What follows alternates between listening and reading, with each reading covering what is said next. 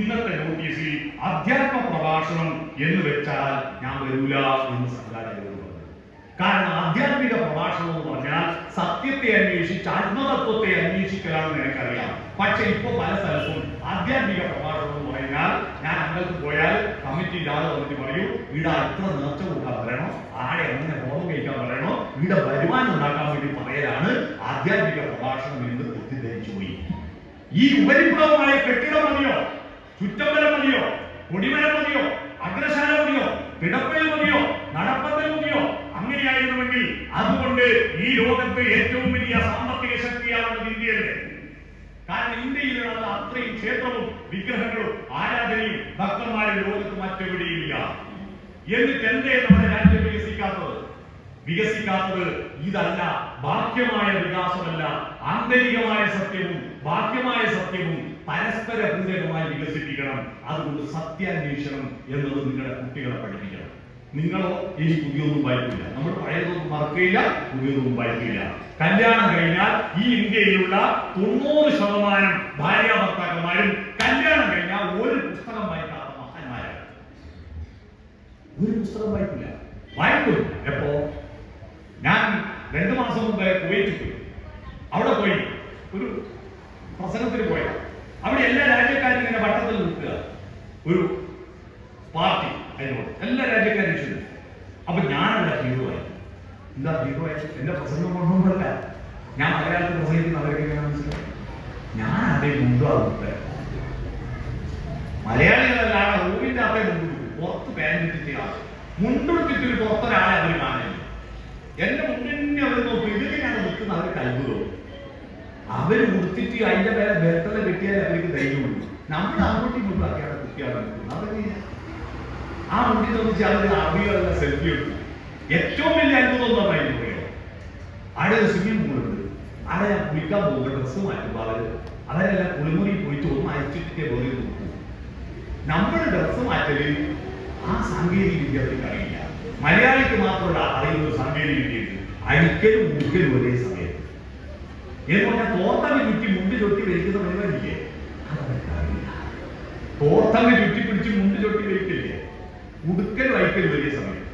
ഞാൻ മലയാളിയെ കേരളത്തിനാണെന്ന് പറഞ്ഞപ്പോ ഒരു കാനഡക്കാരെന്നോട് പറയാ, ഓ അയാൾ തെറ്റി പിടിച്ചിട്ട് പറയാ, you are from the land of Kathakali.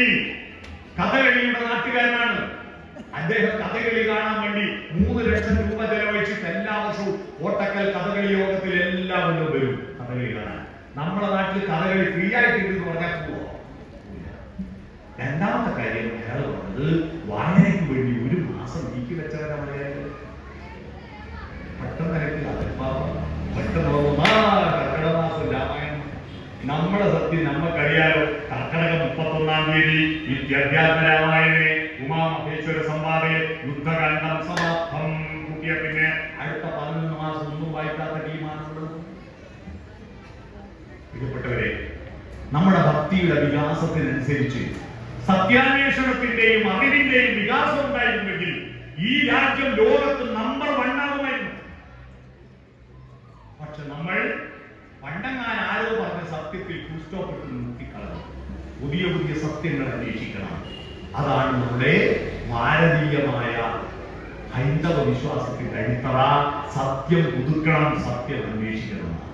മനസ്സിലായോ? അത് നിങ്ങളുടെ ബോധ്യം ഉണ്ടാവണം. രണ്ടാമത്തത് നന്മയാണ്. ശിവം നന്മയാണ്. ശിവൻ എന്ന് പേര് വന്നതെങ്കിൽ ഞാൻ ശിവം ചെയ്തത് കൊണ്ടാണ്. ശിവനേക്കാൾ മുമ്പേ ശിവമുണ്ട്. ശിവൻ ആൺ എന്ന വെറും ദൈവമായിരുന്നു. ആൺ എന്നായിരുന്നു ദൈവത്തിന്റെ പേര്. മോഹൻജോദാരോവിലും ആരപ്പയിലും നടത്തിയ ഖനനത്തിലൂടെ നടത്തിയ ഗവേഷണത്തിൽ ആ ലിപികളിൽ പഠിച്ചവർ പറഞ്ഞു, ഭാരതത്തിലെ ആദ്യത്തെ ദൈവം ആൺ എന്ന വിരാട് പുരുഷനും മാ എന്ന പ്രകൃതിയുമാണ്. പ്രകൃതിയും വിരാട് പുരുഷനും ഈ 2 ദൈവങ്ങളാണ്. ഈ ആൺ എന്ന ദൈവം എപ്പോഴാ ഈ ലോകത്തിന്റെ നെഗറ്റീവ് ഊർജത്തെ മുഴുവൻ ഒരു സ്ഥലത്ത് കൂട്ടിയിട്ട് പോസിറ്റീവ് ഉണ്ടാക്കാൻ വേണ്ടി ദേവന്മാരെ ശ്രമിച്ചു. അറിയില്ല, പാലാഴി കടന്നിട്ട് അമൃതുണ്ടാക്കാൻ വേണ്ടി ശ്രമിച്ചു. പക്ഷേ പ്രപഞ്ചമാമ്പൽക്കടലാമതുന്ന പഠിച്ച മട്ടൊക്കെ മതിച്ചു നോക്കാം, സുഭോഗമാത്രോചിതമായി ലഭിക്കും സുഖാമൃതം ദുഃഖവിഷാംഭുവിശ്രം. അങ്ങനെ സുഖം മാത്രം കിട്ടുമോ? ഈ ലോകത്ത് വിളക്കുണ്ടോ നിഴലോ? ഉറപ്പല്ലേ? വെളിച്ചമുണ്ടോ ഇരുട്ടുണ്ടോ ഉറപ്പല്ലേ? അതുകൊണ്ട് അമൃതമാത്രം ഉണ്ടാക്കി മരണമില്ലാത്ത ലോകം ഉണ്ടാക്കാൻ ദേവന്മാർ ശ്രമിച്ചപ്പോ ആദ്യം ഇപ്പൊ നമ്മൾ AC ഉണ്ടാക്കും. AC തണുപ്പിക്കാൻ വേണ്ടി AC ഇടുന്നില്ലേ? AC ഉണ്ടാക്കിയാൽ ആ തണുപ്പ് കൃത്രിമമാ. ആ റൂമിനകത്തുണ്ടായിരുന്ന ചൂടിനെ മുഴുവൻ വലിച്ചു പുറത്തേക്ക് വിട്ടിട്ട് പുറത്ത് ചൂട് ജാസ്തിയാവും. എല്ലാവരും AC ഇരിക്കുമ്പോ പുറത്ത് ചൂട് ജാസ്തിയാവും. മനസ്സിലായോ? നിങ്ങൾ മനസ്സിലാക്കേണ്ടത്, ചില വീട്ടില് പൈസയുള്ള മോൻ മാത്രം AC വെച്ചു, ബാക്കിയില്ലാതെ AC ഇല്ലെങ്കിൽ ഇവന്റെ അകത്തെ തണുപ്പ് ആ ചൂട് കൂടി ബാക്കിയില്ലാതെ സഹിക്കണം. അതുകൊണ്ട് ഒരു വീട്ടിൽ AC വെക്കുന്നുണ്ടെങ്കിൽ എല്ലാ റൂമിലും AC വെക്കുന്നില്ലെങ്കിൽ മഹാസ്വാർത്ഥതയാണ്. കാരണം ആ റൂമിൽ മാത്രം തണുപ്പ്, ബാക്കിയെല്ലാവരും ഇവന്റെ തണുപ്പിൽ കൂടി കണക്കായ ചൂട് സഹിച്ചോളുന്ന പറയുന്നതിന്റെ അർത്ഥം മനസ്സിലായോ? ഒന്ന് എന്തെങ്കിലും നേട്ടം ഉണ്ടാവുമ്പോ തുല്യവും വിപരീതവുമായ ഒരു കോട്ടം ഉണ്ടാകും. അപ്പോഴാണ് പരാതി കടന്നിട്ട് അവർക്ക് വേണ്ടി ശ്രമിച്ചിട്ട് ആദ്യം വന്നതാ ബ്ലാക്ക് ഹോൾ, കാളകൂടം. ഈ കാളകൂടം ഈ ലോകം മുഴുവൻ നശിച്ചു. ആ സമയത്ത് ശിവനല്ല ആൻ രക്ഷിച്ചു. അത് ഏറ്റുവാങ്ങി കുടിച്ചു. അങ്ങനെയാണ് ആൻ ശിവനായത്. ശിവം നന്മ. ഓം നമഃ ശിവായ എന്ന് പറഞ്ഞാൽ ഞാനല്ല, നന്മയ്ക്കാ പ്രാധാന്യം. മാ എന്ന് പറഞ്ഞാൽ ഞാനാ, ഞാൻ എന്ന് പറഞ്ഞാൽ അല്ലെന്നാ, നമ എന്ന് പറഞ്ഞാൽ ഞാനല്ലെന്നാ. മനസ്സിലായോ? ഓം നമ ഞാനല്ല, ശിവമാണ് പ്രധാനം, നന്മയാണ്, ലോകമംഗളം. എന്നേക്കാൾ ഞാൻ ലോകമംഗളത്തിന് പ്രാധാന്യം കൊടുക്കുന്നു. നിങ്ങളുടെ വീട്ടിൽ ശിവമാണ് ഉണ്ടാവുന്നത്. എങ്ങനെയായി ശിവം ഉണ്ടാവുന്നത്? ലോകത്തിന്റെ നന്മയെ കാണിച്ചു ചർച്ചകളുണ്ടോ വീട്ടിൽ? നിങ്ങളുടെ വീട്ടിലെ ചർച്ചകൾ എന്താ? അതായത് ഉടുമല പോകുന്ന അത് ഗോപാലകണ്ണ മഹാകുട്ടിയെടുത്തവരാണ്. പിന്നാലെ പോകുന്ന ബഷീർ, അതിന് സഭാശ്യം തീരെ കൊള്ളില്ല. പഞ്ചായത്ത് മെമ്പർ ഒരു ചുറ്റിനും കൊള്ളില്ല. പഞ്ചായത്ത് പ്രസിഡന്റ് മഹാനന്ദ മജീദ് കയ്യിൽ ഒന്നിനും കൊള്ളില്ല അല്ലേ? MLA അതിന് പോക്കാണ്. മന്ത്രിമാരെല്ലാം മഹാഭാഷകന്മാര്, മുഖ്യമന്ത്രി ഭീകരൻ, പ്രധാനമന്ത്രി അതിന് ഭീകരൻ. ലോകത്ത് സകലയാളും മോശ. ഒരാളെ ഒന്ന് ലോകത്ത് നല്ലേ, അതാരാ? ഞാൻ മാത്രമേ ഞാനുള്ളൂ. ഈ ചർച്ചകൾ കേട്ട് നമ്മുടെ കുട്ടികൾക്ക് I am okay, you are not okay, അഹന്ത. ഈ അഹന്തയുടെ ദുരന്തം ഞാൻ പറഞ്ഞത്. കഴിഞ്ഞ വർഷം കേരളത്തിലുണ്ടായ മഹാദുരന്തം ചൂരൽമലയിലും മുണ്ടക്കയിലും ഉണ്ടായ ഉരുൾപൊട്ടലല്ലേ? അതിലെത്രയാ മരിച്ചത്? 400 ആളാ അല്ലേ? അത് പ്രകൃതി ദുരന്തം. എന്നാൽ 4217 ആൾ മരിച്ച ദുരന്തം കേരളത്തിൽ കഴിഞ്ഞ കാലം. കഴിഞ്ഞ ഒറ്റ കൊല്ലം കൊണ്ട് 4217 ആളുകൾ മരിച്ചൊരു ദുരന്തം ഉണ്ടായി. ആരും ഓർമ്മയിലില്ല അല്ലേ? അത് ഒന്നിച്ചല്ലാത്തതുകൊണ്ടാണ് നമുക്ക് വലിയ വെളിയിലാക്കുന്നത്. റോഡപകടങ്ങളിൽ കഴിഞ്ഞ വർഷം കേരളത്തിൽ മരിച്ചത് 4217 ആളാണ്. എന്തുകൊണ്ടാണ്? ടയർ പൊട്ടിയിട്ടല്ല, ബ്രേക്ക് ഫെയിലായിട്ടല്ല, ഗിയർ ബോക്സ് സ്റ്റക്കായിട്ടല്ല, AC മുങ്ങിയിട്ടല്ല. ഈ ദുരന്തം ഉണ്ടായത് ഇതിൽ ഓടിക്കുന്ന വണ്ടിയിലെ ഡ്രൈവർമാരുടെ അഹന്തയും അശ്രദ്ധയും കൊണ്ടാണ് അല്ലേ? അതെങ്ങനെ വന്നു? അയാമൊക്കെ ഈ റോഡല്ല എന്റെ, നിനക്ക് ഇഷ്ടമുണ്ടെങ്കിൽ എനിക്ക് പോയിക്കൂടാ, ഞാൻ പോകും, ഇഷ്ടമില്ല. ആ 4217 287 ആൾ മരിച്ചു. ഞാൻ പറയാം അതിന്റെ ക്രൈം ഡാറ്റാസിയെ പരിശോധിച്ചാൽ പറയുന്നത് 287 ആൾ മരിച്ചത് ഡിമ്മ് കൊടുക്കാനേക്കാണ്. ഡിമ്മ് കൊടുക്കുകയാണ്. ഡിമ്മ് കൊടുക്കാൻ കണ്ണൂർ ടൗണിൽ പോയി വാങ്ങിക്കൊണ്ടൊന്നും വേണ്ട. ഓടിച്ചു കൊണ്ടിരിക്കുമ്പോ കൈ ചേറിഞ്ഞ് പിടിക്കുമ്പോ അതിന്റെ തൊട്ടപ്പുറത്തൊരു വരി പോലത്തെ സാധനം, അത് ഇങ്ങോട്ടാക്കിയ ഡിമ്മായി, മുമ്പോട്ടാക്കിയ ഹെഡ്ലൈറ്റ്. ഇത് ഇങ്ങോട്ടാക്കാൻ ഒരു പണിയില്ല. പക്ഷേ എന്റെ LED ബൾബിന്റെ വെളിച്ചത്തിൽ മറ്റുള്ളവരെല്ലാം കണ്ണഞ്ചിട്ട് പോയി മരിക്കണം, ഞാൻ പോകുമെന്ന അഹന്തയാ 90% വണ്ടി ഓണം നടന്നു. 287 ആൾ മരിച്ചത് ഈ ഡിമ്മ് കൊടുക്കാനിട്ട് മറ്റേ വണ്ടിയുടെ കണ്ണിൽ ലൈറ്റ് അടിച്ചിട്ട് മുമ്പിൽ മതിലിന് പോയി അടിച്ചിട്ടും കുഴി കാണാൻ കയ്യിൽ പോയി തുള്ളിയിട്ടും പിന്നെ മുറിച്ചു കിടക്കുന്ന ആളെ കാണാതെ അവരെ അടിച്ചു തോന്നിച്ചിട്ടുള്ള ഈ 287 മരണങ്ങളുടെ മഹാഭാവം ഈ ഡിമ്മ് കൊടുക്കാത്ത മഹാഭാവികളുടെ തലയിലേക്ക് പോകണം. മനസ്സിലായോ? എന്താ കാരണം? അയാൾ ഓക്കെ, നമ്മുടെ വീട് ശിവമാകുന്ന ചർച്ച. പരുക്കനാണ് ഈ ലോകം. പക്ഷേ ആരാമങ്ങളും ഉണ്ട് ഇവിടെ, പൂന്തോട്ടങ്ങളും ഉണ്ട് ഇവിടെ. നല്ലതുണ്ട്, പൂന്തോട്ടങ്ങളെ കാട്ടിക്കൊടുക്കണം. അതുകൊണ്ട് നിങ്ങളുടെ വീട് രാവിലെ തന്നെ നിങ്ങൾ ഇന്ന് നമസ്കരിച്ചത്, അത് ഹിന്ദു ആയാലും മുസൽമാനായാലും ക്രിസ്ത്യാനി ആയാലും രാവിലെ നമസ്കരിച്ച ബിംബത്തെ നാളെ മുതൽ നിങ്ങൾ നിങ്ങളുടെ കുട്ടികളെല്ലാം നമസ്കരിച്ചൊരു ബിംബമുണ്ട്. ശ്രീകൃഷ്ണന്റെയോ ഗണപതിയുടെയോ സുബ്രഹ്മണ്യന്റെയോ ഒന്നുമല്ല. അതൊക്കെ പൂജാമുറിയിലുണ്ട്, ആരും രാവിലെ നിന്നിട്ടില്ല. നിങ്ങളെല്ലാവരും രാവിലെ നമസ്കരിക്കുന്നത് വീടിന്റെ മൂലക്ക് പ്രതിഷ്ഠിച്ചിരിക്കുന്ന യൂറോപ്യൻ ക്ലോസറ്റാണ്. ആടെ പോയി നമസ്കരിച്ചിട്ട് മാത്രമേ വാതിൽ തുറക്കൂ. നിങ്ങൾ രാവിലെ എഴുന്നേറ്റിട്ട് മുന്നിലത്തെ വാതിൽ തുറന്നിട്ട് മുറ്റത്തെ പ്രഭാതത്തെ പ്രകൃതിയെ കാണും.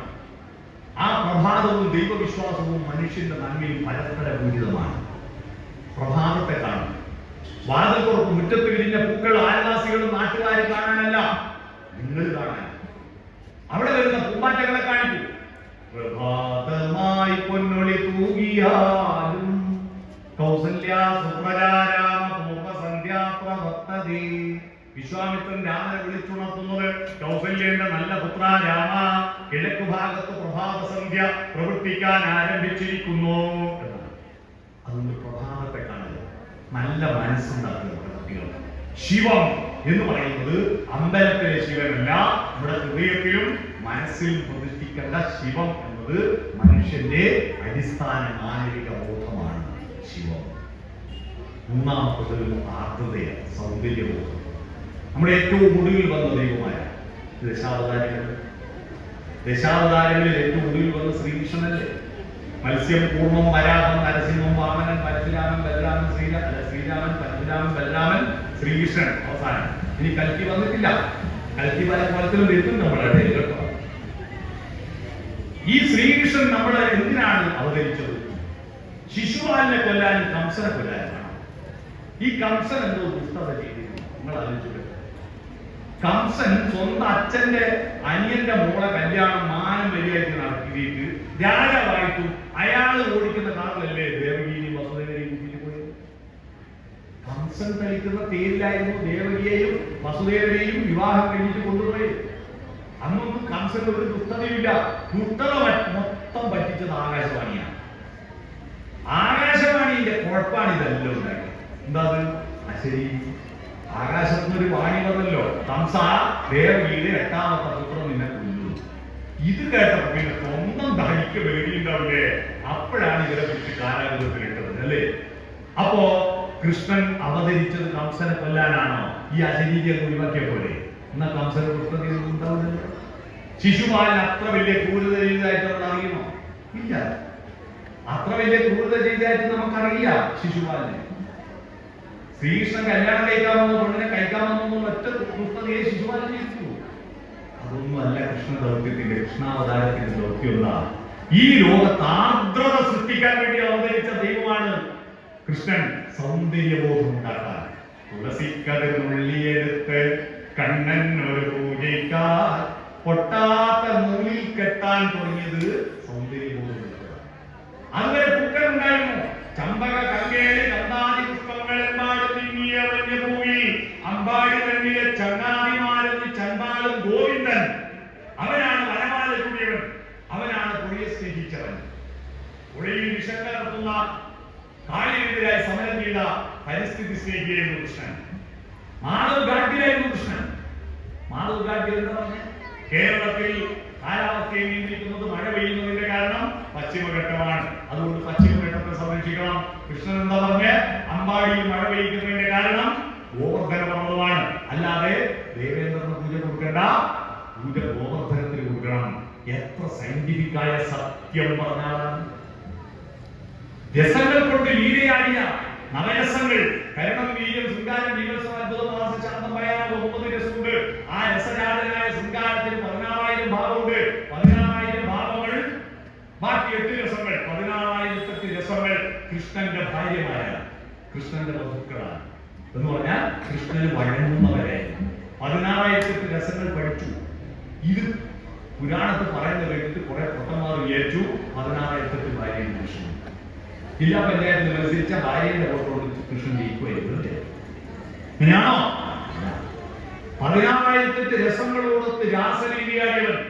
കാട്ടിലെ പാഴ്മുളം തണ്ടിൽ നിന്നും പാട്ടിന്റെ പാലായി തീർത്തവൻ കൃഷ്ണൻ. സൗന്ദര്യബോധം മനുഷ്യനുണ്ടാക്കിയെടുത്തത് ദൈവം. നമ്മുടെ എല്ലാ ദൈവങ്ങളും ക്ഷേത്രത്തിന്റെ ശില്പങ്ങൾ നോക്കും സൗന്ദര്യമാണ്. അതിലെ ചുമച്ചിത്രങ്ങൾ നോക്ക് സൗന്ദര്യമല്ലേ, ക്ഷേത്ര കലകൾ നോക്ക് സൗന്ദര്യമല്ലേ, താളം നോക്ക് സൗന്ദര്യമല്ലേ, അതിന് നൃത്തം നോക്ക് സൗന്ദര്യമല്ലേ. തിളമ നൃത്തം കണ്ടിട്ടുണ്ടോ? എത്ര മനോഹരമാണ് നൃത്തം. സൗന്ദര്യബോധമില്ലാതെ ഒരു ദൈവവുമില്ല. ഭാരതത്തിലെ ദൈവവിശ്വാസത്തിന്റെ അടിത്തറ സൗന്ദര്യബോധമാണ്. ഇസ്ലാം മതവിശ്വാസത്തിന്റെ ഏറ്റവും വലിയ പോരായ്മ സൗന്ദര്യബോധം. അവർക്ക് പാട്ട് വേണ്ട, അവർക്ക് നൃത്തം വേണ്ട, ഒന്നും വേണ്ട. അതിന്റെ ദോഷമുണ്ട്. സൗന്ദര്യബോധം മനുഷ്യന്മാർക്കുള്ളതാ. അത് പടച്ചോന്റെ തീരുമാനമാണ്. പടച്ചോൻ ഈ ഭൂമിയിൽ മനുഷ്യനെ അയച്ചത് മഴവില്ലിന്റെ 7 നിറങ്ങൾ കാണാനാ. മഴവില്ലിന്റെ 7 നിറങ്ങൾ കാണും. അതിന് മുമ്പ് ഒരു മൃഗങ്ങളും മഴവില്ലിനെ നോക്കിയിട്ട് മല്ലികാബാണൻ തന്റെ വില്ലെടുത്തു എന്നല്ല, മാരിവില്ലു പന്തലിട്ട് നീല ചക്രവാളം എന്ന് പാട്ട് എഴുതിയിട്ടില്ല. ഒരു രാക്ഷസന്മാര് കരിയും മഴവില്ലിനെ നോക്കിയിട്ട് മഴവിൽ കൊടിയുള്ള ഉണക്കി എഴുതാനുള്ളതി. ചങ്ങമ്പുഴയുടെ ഒരു കവിയത്തിന് മുന്നിൽ ഇരിക്കുന്നുണ്ട്. മലരുളി തിരളും മധുചന്ദ്രികയിൽ മഴവിൽ കൊടിയുടെ മുനമുക്കി എഴുതാനുള്ളതി കൽപ്പന വിദ്യമരകിനെ എന്നെ മറന്നു ഞാൻ എന്ന് കവിത എഴുതിയത് മനുഷ്യൻ വന്നു ചേട്ടാ ചങ്ങമ്പുഴയാണ്. മനസ്സിലായോ? സൗന്ദര്യബോധം വേണം.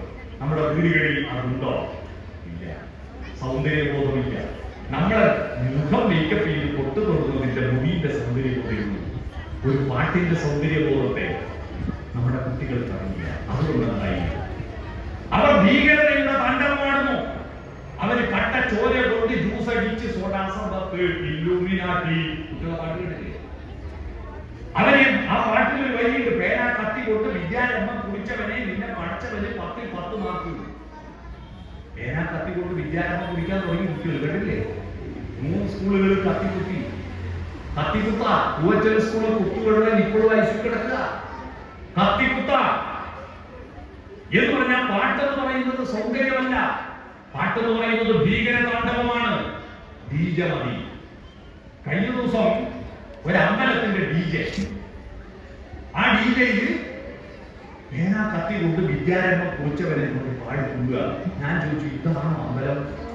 ഇതാണോ വിശ്വാസം പറയുന്നത്? മാതാപിതാക്കളെ മാപ്പ്, ഇനി അങ്ങോട്ട് തന്നിഷ്ടക്കൂട്ട്, ഉന്നം മാറുന്നൊരു പോക്ക്, ഗുണപാഠങ്ങൾ മതിയാക്ക്, ഇതെൻപാറ എൻ അധികാരം, വഴിതെറ്റാനുണ്ടവകാശം, തനിനിറമെടുത്തണിയണമെന്റെ കാട്ടുതോന്യാസം, കാട്ടുതോന്യാസം. ഈ പാട്ടും പാടി തുള്ളു അമ്പലത്തിലെ ഗാനമേളയിൽ കുട്ടികൾ. എവിടെയാണ് നമ്മുടെ നാട് പോകുന്നത്? അതുകൊണ്ട് നമ്മുടെ യുവാക്കളെ അങ്ങനെ തള്ളിക്കളഞ്ഞുകൂടാ. അവരുടെ ഉള്ളിൽ അദമ്യമായ ഒരു എനർജിയുണ്ട്. അവർക്ക് നല്ല ബുദ്ധിയുണ്ട്. ഈ ബുദ്ധിയിൽ നിന്റെ ദൗത്യം സത്യാന്വേഷണമാണെന്നും നിന്റെ ദൗത്യം നന്മ ചെയ്യലാണെന്നും നിന്റെ മനസ്സിൽ മനുഷ്യപ്പറ്റുണ്ടാവണമെങ്കിൽ ആർദ്രതയുടെ നനവുണ്ടാവണം. നമ്മൾ സിമന്റ് കുഴച്ചിട്ട് തേപ്പിന്റെ പണിക്ക് പോകുന്ന മേസ്ത്രിമാർ ചുമലിലേക്ക് അടിക്കുന്നതിന് മുമ്പ് ഒരു പണിയുണ്ട്. എന്താ? ചുമല് നനയ്ക്കണം. നനഞ്ഞ ചുമലിലെ സിമന്റ് പിടിക്കൂ. നമ്മുടെ ഹൃദയത്തിൽ ഈ ദൈവവിശ്വാസത്തിന്റെ മൂല്യവും നന്മയും ദയയും കാരുണ്യവും സ്നേഹവും ഒന്നും ഇല്ലാത്തല്ല. ഇവിടെ ഹൃദയം ആർദ്രമല്ല, സൗന്ദര്യബോധമില്ല. അതുകൊണ്ട് കവിതകൾ ചൊല്ലണം, കഥകൾ വായിക്കണം. നമുക്ക് രാമനെ കിട്ടിയത് കവിതയിൽ നിന്നല്ലേ? നമുക്ക് കൃഷ്ണനെ കിട്ടിയത് കവിതയിൽ നിന്നല്ലേ? നമുക്ക് സുബ്രഹ്മണ്യനെ കിട്ടിയത് കുമാരസംഭവം എന്ന അതിമനോഹരമായ കാളിദാസന്റെ കാവ്യമല്ലേ? കുമാരസംഭവവും സുബ്രഹ്മണ്യന്റെ കഥയാണ്. എന്നിട്ടും നമുക്കിപ്പോ കവിത വേണ്ട, പുസ്തകം വേണ്ട, ദൈവം മതി. അങ്ങനെയുണ്ടോ ദൈവം? ഇല്ല. അതുകൊണ്ട് നിങ്ങൾക്ക് തീരുമാനമെടുക്കണം. നിങ്ങളുടെ വീടുകളുടെ വ്യാകരണത്തെ മാറ്റി അവിടെ സത്യാന്വേഷണത്തിന്റെയും നന്മയുടെയും സൗന്ദര്യബോധത്തിന്റെയും അടിത്തറയിൽ നിങ്ങളുടെ വീട്ടിലെ വിശ്വാസികളുടെ കുടുംബ ജീവിതത്തെ മാറ്റി പ്രതിഷ്ഠിക്കും. കഴിഞ്ഞാല് മനസ്സിലായി? അതിന്റെ ആദ്യത്തെ അക്ഷരങ്ങൾ വായിച്ചാൽ നോർത്ത് ഈസ്റ്റ് വെസ്റ്റ് സൗത്ത് ആദ്യത്തെ അക്ഷരങ്ങളാണ് NEWS. അതാണ് ന്യൂസ്, വാർത്തകൾ, അറിവുകൾ. അറിവുകൾ പുതിയ പുതിയ അറിവുകൾ നേടും. നമ്മളെല്ലാം പഴയതൊന്നും മറക്കില്ല, പുതിയതൊന്നും പഠിക്കില്ല. ആ അന്ധവിശ്വാസങ്ങൾ, അനാചാരങ്ങളാണ് നമ്മുടെ രാജ്യത്ത് നശിപ്പിച്ചത്. നമുക്ക് പുതിയ പുതിയ അറിവുകളിലേക്ക് പോകണം. ദൈവം എന്ന് പറയുന്നത് അറിവിന്റെ വികാസത്തിനുള്ള ഉപാധിയാണ്. ജിയോ യോന പ്രചോദയ എന്നാണ് ആദ്യം പ്രാർത്ഥിച്ചത്. നീ ബുദ്ധിയെ പ്രചോദിപ്പിക്കുന്ന പ്രകാശമേ വന്നാലും വിദ്യയാണെന്ന അമൃതം നശിക്കാത്തത് വിദ്യയാണ്. അതെല്ലാ കാലത്തും വികസിച്ചുകൊണ്ടിരിക്കുന്നതാണ്. അത് നിരന്തരം വികസിപ്പിക്കുന്ന അറിവിന്റെ, സൗന്ദര്യത്തിന്റെ, സ്നേഹത്തിന്റെ, സത്യത്തിന്റെ ലോകം വളർത്തിയെടുക്കാൻ നിങ്ങളുടെ ഭക്തിയെ ഉപയോഗപ്പെടുത്താൻ സത്യം ശിവം സുന്ദരം നിങ്ങളുടെ വീട്ടിന്റെ പൊട്ടിങ്കൽക്കല പൊട്ടുതൊട്ട ഹിമവൽ ശൈരാത്രി ശൃംഗത്തിൽ പെൺപറ്റ പൂങ്കുട പോൽ വിടർന്ന വിമലാകാശരംഗങ്ങളിൽ നൃത്തപൂച്ചടി ഹസ്തമാർന്ന കുടികൾ പുത്താടം തത്വത്തിൻ പൊരുളാലപിപ്പു മധുരം സത്യം ശിവം സുന്ദരം. ആ സത്യശിവ സൗന്ദര്യത്തിന്റെ അടിത്തറയിൽ നിങ്ങളുടെ വിശ്വാസവും നിങ്ങളുടെ കുടുംബജീവിതവും മുന്നോട്ട് കൊണ്ടുപോയാലേ വിശ്വാസം നിങ്ങൾക്ക് ആശ്വാസമായി മാറൂ എന്ന് മാത്രം അഭ്യർത്ഥിച്ചുകൊണ്ട് ഈ വർഷവും ഈ ഒരു പരിപാടി ശ്രമിച്ചതിന് സമാജത്തോടും ഇതിന്റെ സംഘാടകരോടും നന്ദി പറയുന്നു. മനസ്സാക്കി പറഞ്ഞിട്ട് കഴിയുന്നവരെ ഇവിടെ ഇരുന്നതിന് നിങ്ങളോടെല്ലാം പ്രത്യേകിച്ച് നന്ദി പറഞ്ഞിട്ട്